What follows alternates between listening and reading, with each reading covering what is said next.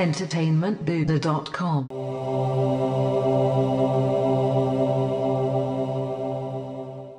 Hey now, fans of the Wolfenstein, Matt Haywood here to review Wolfenstein 2, the new Colossus, which just so happens to be one of the most insanely outrageous shooters to ever grace the gamescape. If you haven't been playing the rebooted Wolfenstein games, then you're missing out on some of the best FPS gameplay in the genre, and some of the most gruesome and over-the-top action to ever be featured in a AAA title. The new Colossus, like the New Order, presents you with a major choice early on that will affect how your campaign plays out by changing key story elements. So making this tough choice sets the stage for the brutality you will experience throughout the game's 10 to 12 hour long campaign.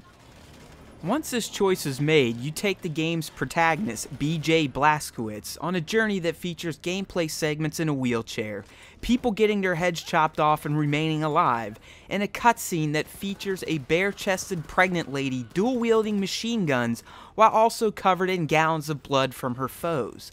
I mean, how can you not be intrigued by those scenarios? That is what this sequel offers, and if you love outrageousness in your games, then it doesn't get much more insane than a game like Wolfenstein 2. Plus, how can you not appreciate a game that is literally all about laying waste to Nazis? In this alternate take on history, the Nazis have won and have taken over America and have oppressed its people.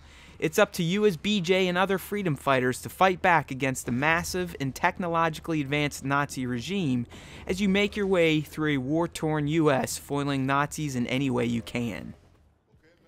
You launch your attacks from the Evis Hammer U-boat, which serves as the game's hub world and is actually bustling with life and activities to do outside the campaign missions.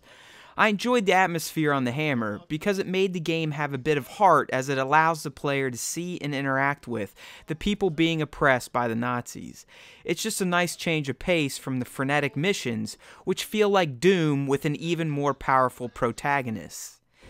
At this time in the game's world, BJ is a legend on both sides of the fence, so he's known as Terror Billy amongst the Nazis and strikes fear into their souls. This is probably a good thing because you literally lay waste to everything in your path, and you also ignite at least 2 nuclear bombs to make your point. This isn't a game about solving puzzles or finding items to progress the plot. It's literally just about killing every Nazi in your path in the most brutal fashion possible.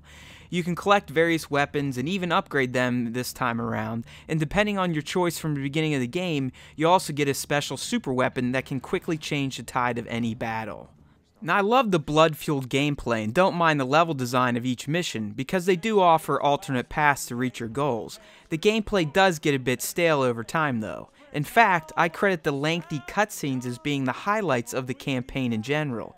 The colorful cast of characters each have their own unique personalities, and they're all pretty large. So with each cutscene, you basically watch a mini-movie to progress the plot from one gameplay sequence to the next. They're just fun to watch and contain great character moments and storytelling. So while the gameplay can get a bit repetitive, the cutscenes always remind you that you're playing a very interesting game that doesn't take itself too seriously, but also doesn't feel like a lampoon of the FPS genre. Wolfenstein 2's gameplay may get a bit old, which I don't remember happening in the New Order, but thanks to its solid FPS gunplay, outrageous concepts, and very entertaining cutscenes, it's still well worth checking out if you're a Wolfenstein fan or just like a solid FPS to play through. Not to mention, it also looks pretty damn great, especially on the Xbox One X, thanks to a new enhancement download.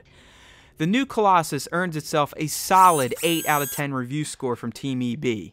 If you're up for a completely insane FPS experience, BJ and friends have exactly what the doctor ordered. Thanks for watching. Matt Haywood here for entertainmentbuddha.com, where we make you a better geek, one post at a time. entertainmentbuddha.com